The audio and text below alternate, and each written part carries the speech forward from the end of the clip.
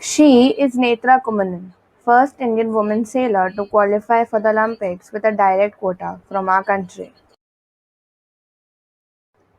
Talking about sailing, have you ever wondered why does a rock sink in water while a gigantic steel aircraft carrier floats? The aircraft is much heavier but glides along the ocean surface with ease. Clearly, weight isn't the entire story. So what is going on? In this experiment, we will figure out how water and gravity work together to keep your ship afloat or drag it down to the bottom of the sea.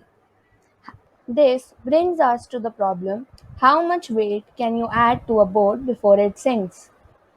For this activity, you will require a shallow container which can easily float on water surface.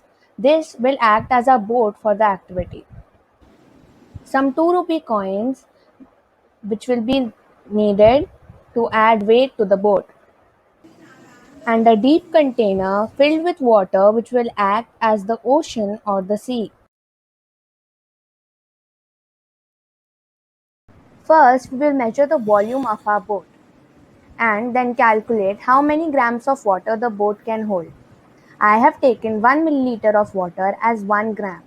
So therefore, my container can hold 36 grams of water. Now we will float the empty container in our tub or sink that is filled with water. Now let us start adding the coins one at a time. Add them slowly so that you don't flip the boat over.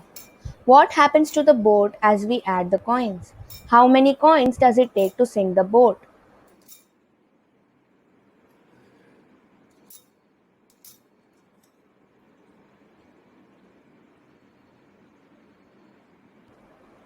Here, 7 coins are required in order to submerge our boat completely in the water.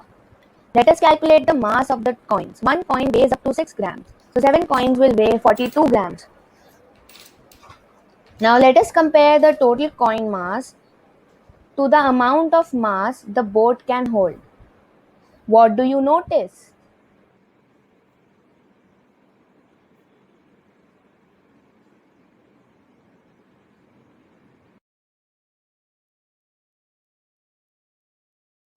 Clearly, the weight of the coins exceeded the amount the container can hold.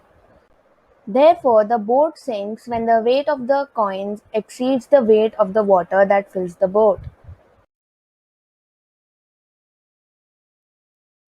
A boat floating in water feels two opposing forces: gravity pulling down and something called buoyant force pushing up. The buoyant force comes from differences in water pressure exerting a force on the boat. The boat floats when the buoyant force is equal and opposite to the boat's weight. If you took the ship and crushed it into a ball, however, it wouldn't float anymore. You can check this by taking an empty soda can and floating it in water and then try again after crushing it. Even though it weighs exactly the same as before, it sinks. That's because by crushing it, you increase the density and the buoyant force could no longer hold it up.